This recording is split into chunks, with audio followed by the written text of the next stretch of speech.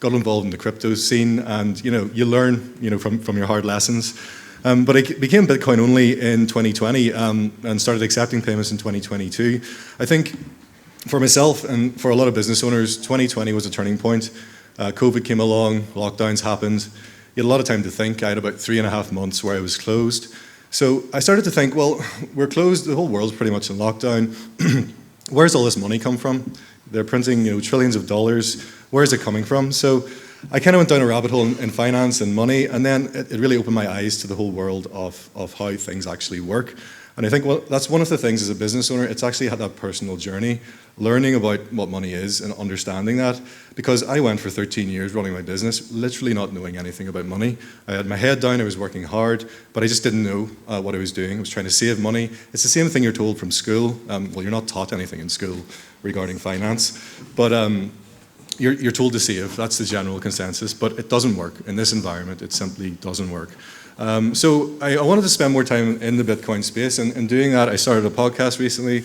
It's very early stages. I've interviewed a few business owners who accept Bitcoin, and just to get a bit of their stories, just to feel sort of what's happening on the ground. And within my own business, I started an eyewear range recently called Huddle Eyewear, and a Sats for Sight initiative, which I'll talk about at the end of the presentation briefly. So that's just a little bit about me. And also, I'm a husband, I'm a father, and again, just to touch on this, becoming a father was one of the major pivotal turning points for me as well in life. You become a father, you take on more responsibility, but as a husband, as a dad, as a man, I suppose, in the world, you feel that pressure to actually provide for your family. And as I said here, the pursuit of wealth and financial security for my family brought with it an incredible weight on my shoulders. And I think it possibly resonates for a lot of people here in the room today. This actually would become detrimental to my own health, and my marriage, and a lot of relationships in my life. At a point in time, my marriage was very close to ending, and it was all based around stress from finance. And I didn't realize at the time, but I was basically working exponentially harder for a currency that's growing exponentially weaker. And when you start to understand that, I didn't understand that at the time for 13 odd years, and that was having a major impact. So I was spending a lot of time not with my family, trying to work, trying to create new businesses, try to do new things, but not really knowing how to work the system. And at times it wasn't present. So that's just kind of an entry to where I've been and the journey I've been on. Is there any business owners in the room today? Any small business owners, entrepreneurs? So quite a few. So I just wrote this the other night as a business owner, just kind of thinking about, with Bitcoin, your journey as a business owner, first of all, it's usually a personal journey and learning about finance, and then you're introduced to Bitcoin. You end up going down a rabbit hole, but once you kind of get an idea of the two concepts, things start to become clear. But as a business owner, you're a small business owner doing your absolute best to succeed, but the rising overhead costs and increasing life expenses are putting a huge stress on your business and your life. You want to create the best life for your family, but are now being forced to speculate on higher risk investment opportunities in trying to keep your head above water, when in fact it's threatening your financial future. And it's kind of what Denny was touching on as well. Like you're trying to put your money in a lot of speculative assets to beat inflation, because that's what you're trying to do effectively over time. But when you actually gauge and understand what Bitcoin is, life becomes so much easier and simpler. So kind of putting this in perspective, what would you give to find a life raft that allows you to ignore the noise, removing the need to speculate, preserves your business, and protects your personal finances for the future?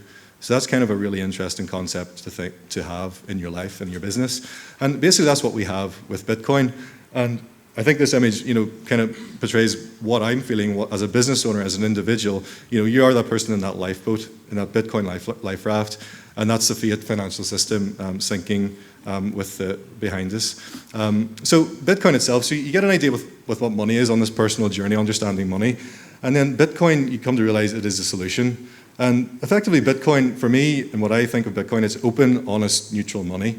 And two key concepts with Bitcoin: it's totally decentralized and totally secure.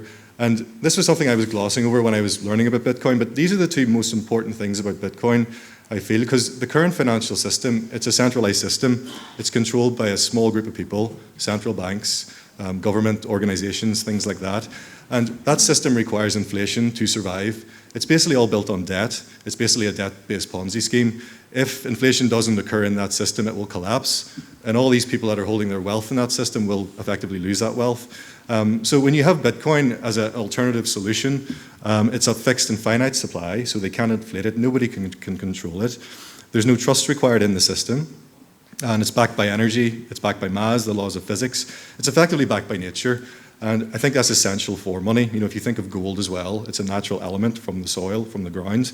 Bitcoin is a natural element, effectively, in cyberspace.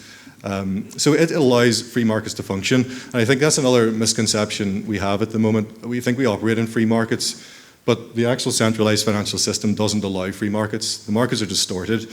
Bitcoin, because it's neutral money, because it's decentralized and secure, it allows productivity gains that come from advances in technology to flow back to society, as opposed to flowing back up to the top of the fiat system.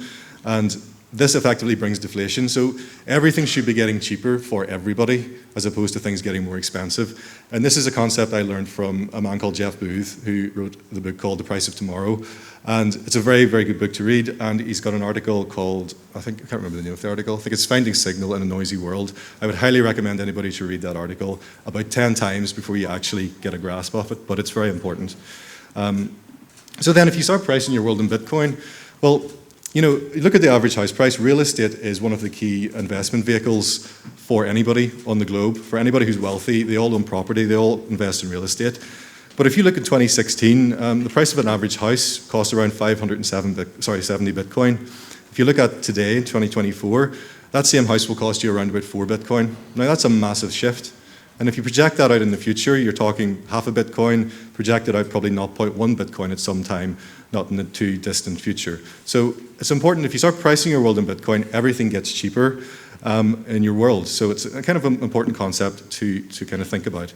And so marrying that all together, well, why would I accept Bitcoin in my business? Well, it's a logical next step for me. It's a natural extension of what I was learning in my knowledge base. And Bitcoin for me is the answer and the solution to many things in the world, not just your finances, but not just accepting Bitcoin payments in my business, because that's the easy way to get started with Bitcoin in your business. Just simply start accepting them, but also the need to drive adoption and increase awareness. On the ground, as I'll show you in a few slides, Bitcoin adoption within merchants locally is quite small in Ireland, but being a business owner in a local community, you have kind of a customer base, you've got a sense of trust within your community, so you can add a lot of value to that community in either accepting Bitcoin or even, you know, promoting and talking about Bitcoin in your business. So, as I said, I opened my opticians in 2007, started accepting Bitcoin in 2022. I put a tweet out on Twitter, or X as it's called now, and I don't use my Twitter for my opticians because there's no real marketing point for that in my local area. But immediately I got so much support from other Bitcoiners, a lot of people liking the post, commenting on the post. Somebody from Australia wanted to come and get their eyes tested. And I said, well, if you want to come to Newton Stewart, you know, you can pay for the flights. I'll put you up for a night, but you know, that's it. But I think the support of the community is one of the key things. Bitcoiners are some of the most intelligent, some of the most open, and some of the most kind-hearted people that I've met on my journey. And it's important to realize that the community support from Bitcoiners for other Bitcoiners is there. It's a whole big network, a whole big community, and the network effect is growing rapidly across the globe. So in order to get set up, the more practical point of getting set up is just accepting Bitcoin in your business. I know John's here from Zaprite after me, he'll talk a lot more about that. But in general, I used a company called Coin Corner, who are based out of the Isle of Man. Now, they are KYC, you have to go through all the process, but being a company, I don't mind that, it's absolutely fine. So they just set up everything in their back end, and it's simply scanning QR codes, generating invoices on their app, and somebody can come and scan a QR code from any of the wallets that are available. Another option is Wallet of Satoshi, which I also use, and you can literally get that set up for any business within 2 minutes, effectively, you can get set up. So for small merchants, kind of farmers markets, people selling things, products, etc., that would be a good option for them. So it's easy to get set up. It's very, very simple. And incentives to do that too. There's other ways around kind of marketing your business with Bitcoin. And it's not just standing up and telling everybody that comes in, oh, I accept Bitcoin, let's talk about Bitcoin, because you can't force it on people. But Coin Corner have an NFC card called the Bolt Card, which is just basically a little credit card or a little card. I think I have one here. Where is it? Yeah, it's out there. So it's just a little card like that. So you can actually upload sats onto those cards. So I've started this year using that as like gift vouchers for my patients, running competitions, and that forces them to come back and spend sats with me and the opticians, gives them a bit of awareness of what Bitcoin is and gets them interested from that kind of touch point. And you can also offer cash or incentives like discount, pay in Bitcoin, you get 20% discount or 10% cash back. So there's different creative options you can use as a business. Now, the benefits of accepting Bitcoin, one of the main ones is the Bitcoin brand. The key thing with this too, as a business, this brand is open source. You don't need a license, you don't need to pay money to use the brand. Literally any business can take the brand, pop it on their products and goods, and sell it to the customers. And again, if you're trying to market to more of a Bitcoin niche, which is growing exponentially, then your business has positioned itself quite well to actually tie in with Bitcoin and use that as a benefit for their business. Additional benefits are, as I've mentioned, really individuals that understand Bitcoin, they're highly motivated to search for and support other businesses that accept Bitcoin. And yes, you may be accepting Bitcoin, but in a way, by doing that and by standing out and saying, I accept Bitcoin payments, you're actually saying you accept Bitcoiners, and that means a lot. That means a lot to people within the community, and they're very highly motivated and loyal to support businesses. You get immediate final settlement with payments. Again, this will be talked about in other presentations in more detail, but you can accept payments 24 hours a day, 7 days a week, and that's immediately finalized and settled in your wallet. You own that money. That's money you own, money you can spend, money that's yours. And another thing is international payments. Like you can send money anywhere on this globe at the speed of light for the cost of a fraction of a cup of coffee, effectively. In fact, you could probably move €1 billion of wealth or worth from here to Tokyo, have it settled in half an hour, and pay the cost of 2 cups of coffee for that. Now, it's a crazy thing, and it's a major benefit for global business networks and global businesses. Again, there's no chargebacks from this. This can be a bit of a pain for many businesses where you've already processed orders and all of a sudden the card payment processor has refunded the customer, and it causes a little bit of a headache. That can't happen with Bitcoin over the Lightning Network. And the Lightning Network is the main network. That's the layer 2 on top of Bitcoin. So Bitcoin's the base layer protocol. It's a layer 1. And the Lightning Network allows for micropayments and payments at nearly zero cost fees, effectively, depending on who you use. So you'd be paying like a minuscule fee for a transaction versus like Visa, MasterCard, Stripe. All these companies take at least 2.5–3% fees from you. So if you're doing a large volume of trade, this can give a massive, massive saving to your bottom line. And then one of the other major things is Bitcoin in your balance sheet. If you have cash in your business and you hold it on your balance sheet, you're losing money. You're losing the value. It's losing its purchasing power over time. You can simply take that Bitcoin, and it's something I've done in my business this year for the first time. You have to work with accountants. There's tax things that you have to look through, but that's too much depth to go into now. But it's something, I'm sure a lot of you know Peter McCormick from Real Bedford. I see a shirt somewhere in the audience earlier on today.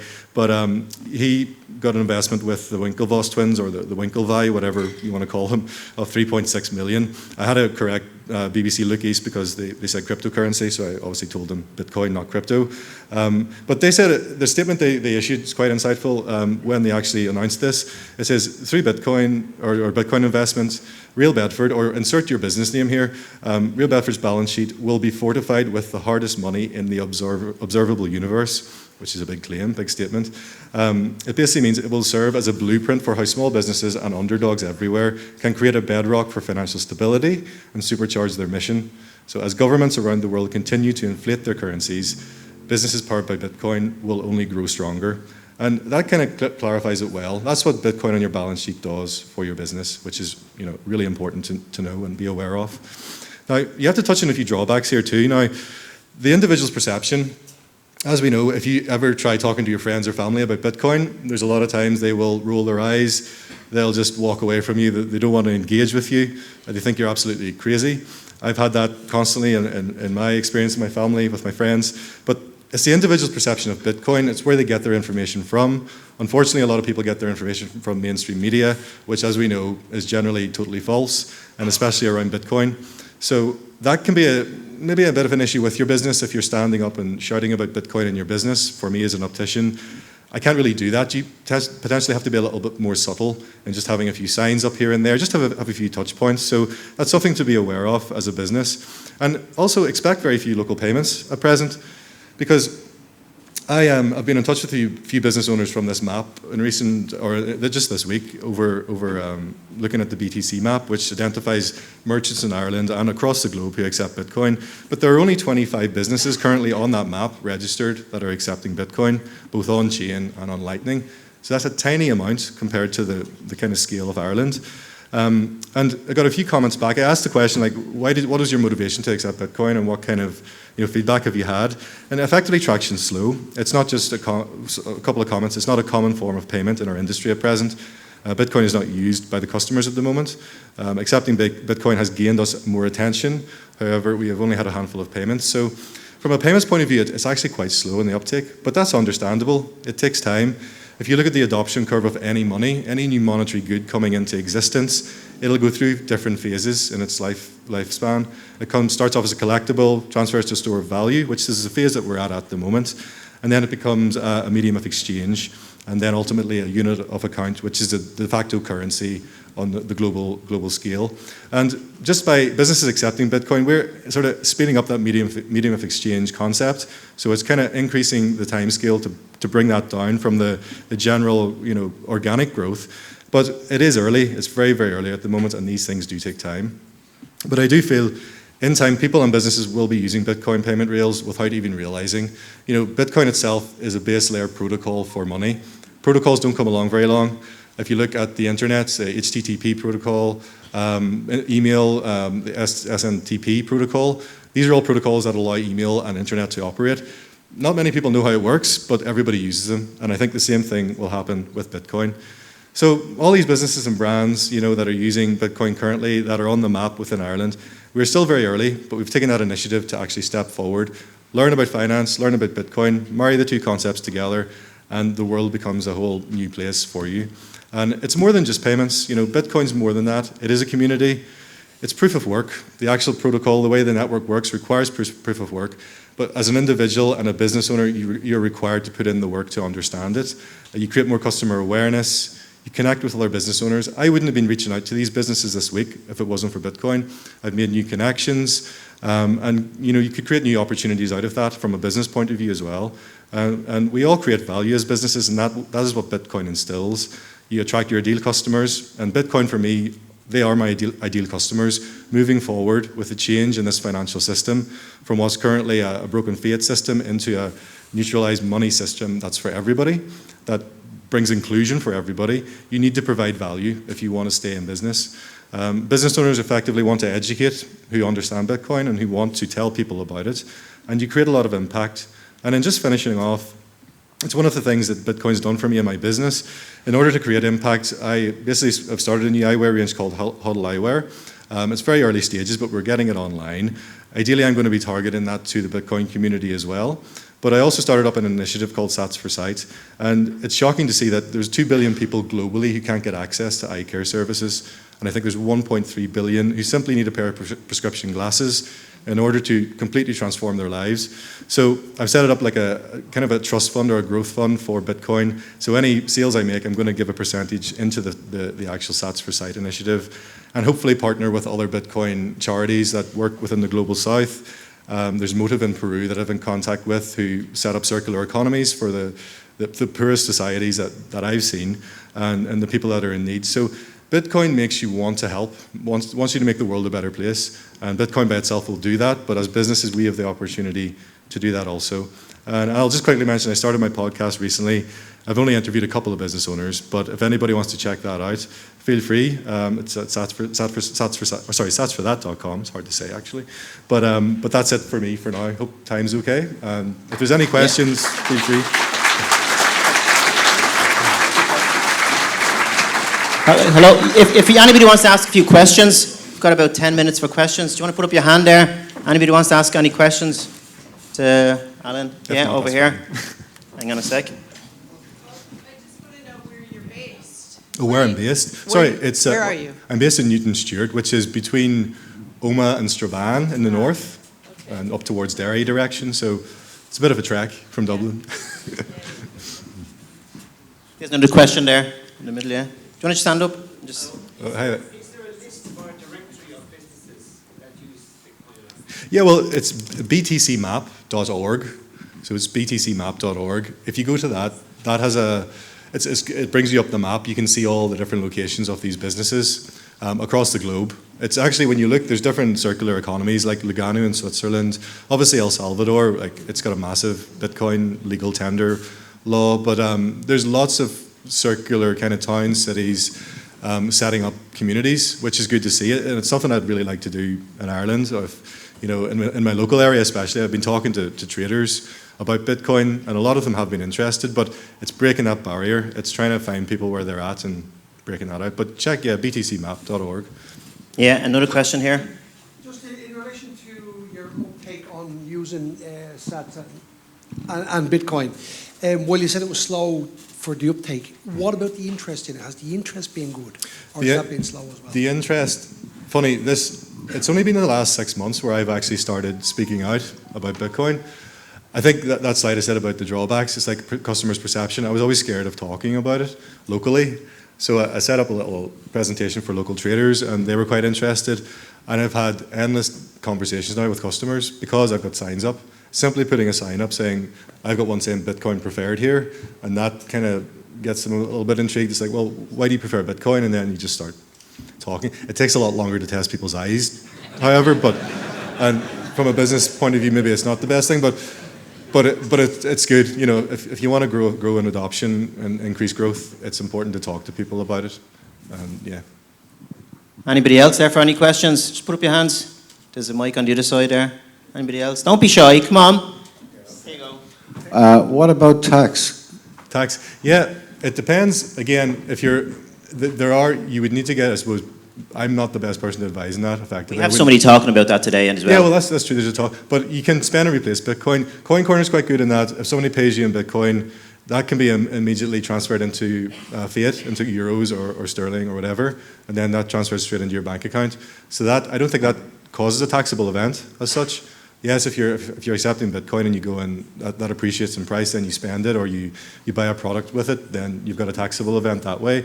But yeah, I wouldn't be the best person to go into detail on that. It's above my pay grade. And there's another question there. Okay. Yeah, go ahead. Go ahead. Sorry, what's sats? Sorry, sats. So sats, one Bitcoin has 100 million other units called satoshis. So sats, yeah, sats are short for satoshis. So sorry, I should have clarified. Yeah, okay. Have you ever used your sats to pay in bills? Yeah, I have. I've bought, mostly within Bitcoin communities, I've bought different cards, products, T-shirts, a couple of books as well, using sats. So it's very easy to do. I've had 3 people pay me in sats, only 3. Mostly family members.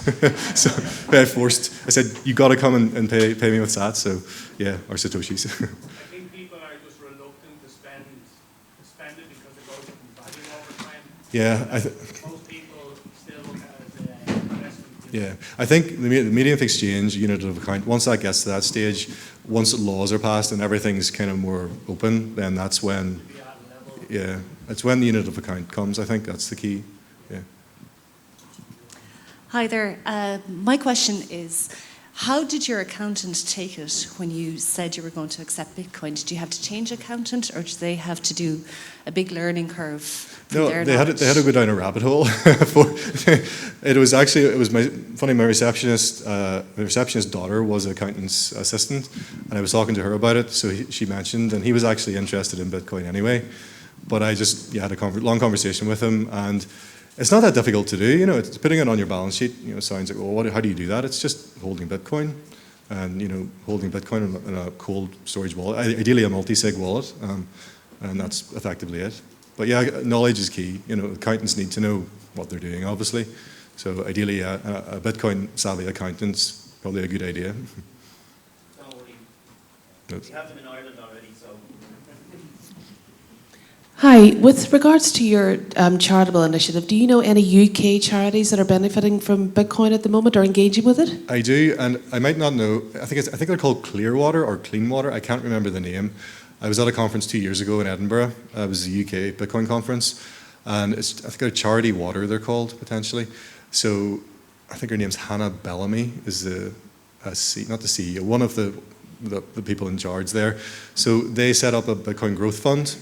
They actually got I think it was a 25 Bitcoin investment, 50 Bitcoin investment from, again, the Winklevoss twins. And they matched that, and then Peter McCormick as well. There's other donators for that, but they have a Bitcoin growth fund, so they hold Bitcoin. They're holding it to 2025, and then they're going to spend that, and they set up wells in the global south, effectively. Yeah. So. It's more of a curiosity. Did you, as you said, Bitcoin is seen as a store of value. Did you ever had someone that was that you had a conversation and you knew that they had Bitcoin but decided to pay in fiat? Yeah. Well, again, mostly family members and friends. At that point in time, I didn't have Bitcoin payment rails working, and this would have been 2018, 2019. I had a couple of friends involved with Bitcoin, but again, it's that thing, as I said. Even if somebody wants to come now and pay in fiat currency, just pay in normal money, but they're into Bitcoin, the fact that they're getting that adoption, you're getting that conversation going, I think that's important at this stage in the journey. It could be a decade, it could be 2 or 3 decades before this really kicks in as a medium of exchange properly. So it's just really about education, growth, and adoption at this point. But yeah, it's happened, yeah. Just with the volatility in the price of Bitcoin, how do you can price your products like? How do you price your... Well, the product's still priced in fiat currency, so it's priced in euros, priced in pounds. That will automatically convert into the market value of Bitcoin.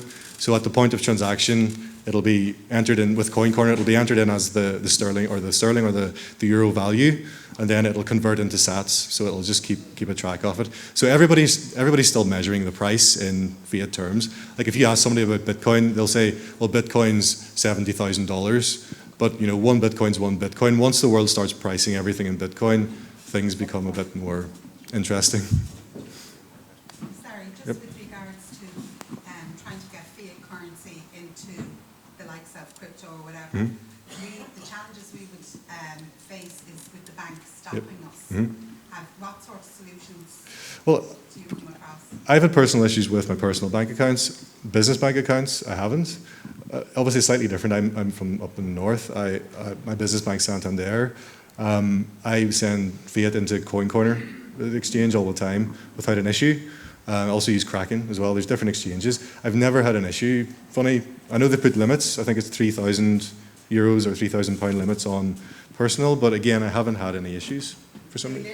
They literally will ring you up and tell you that this is a fraudulent transaction, and they really do their best to stop you buying crypto, is my experience anyway. I've had that a few years ago, like a couple of my banks, I just left because the questions and they know there's something coming.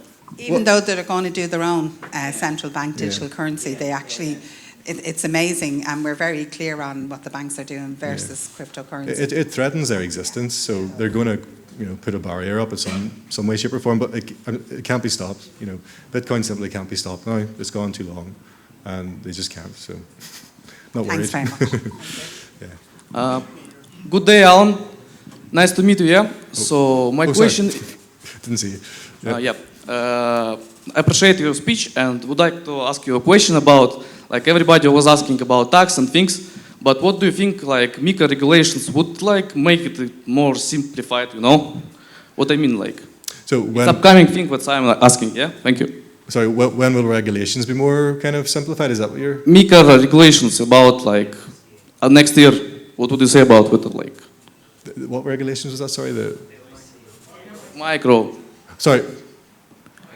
Micro regulations, upcoming regulations for this 2025 year. Micro regulations? MiCA regulations, sorry, I couldn't hear it. Oh, the European regulations. Again, I wouldn't be the person to talk about that, sorry. Based, again, because I'm up in the north, I don't really have to deal with that so much down here. But I think that the other experts would be more in tune to talk. Again, I would have no experience regarding that, so I'm not sure on the state of play with that. So sorry, I can't help in that respect. Don't worry, there's loads of speakers coming, and there's another 12, 15 speakers coming, so we have loads of different topics covered. So Alan, thank you for your presentation.